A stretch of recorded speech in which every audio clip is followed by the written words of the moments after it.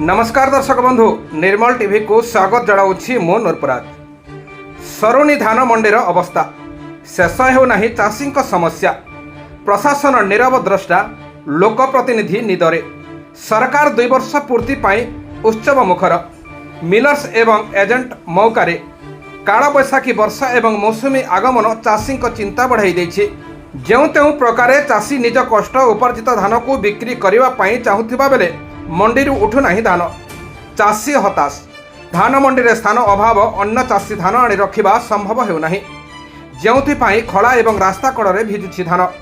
बारंबार प्रशासन निकटरे समस्या समाधान पाई चाषी दाबी करुथिले मध्य जूनागढ़ धान मंडी रे धान रखुथिबा चाषी को प्रशासन अणदेखा करबा जोगो असहाय तथा असंतुष्ट चाषी आज सोमवार सकाल 9टा बेले एकत्रित होई जूनागढ़ सहर दे जाइथिबा बरगढ़ बड़ीगुमा जातीय राजपथ 26 को लंकेश्वरी मंदिर सम्मुख में अवरोध करिसेंति चाषी।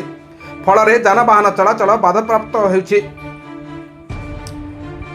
कलाहांडी जिला जूनागढ़ रवींद्र मिश्र रिपोर्ट निर्मल टीवी।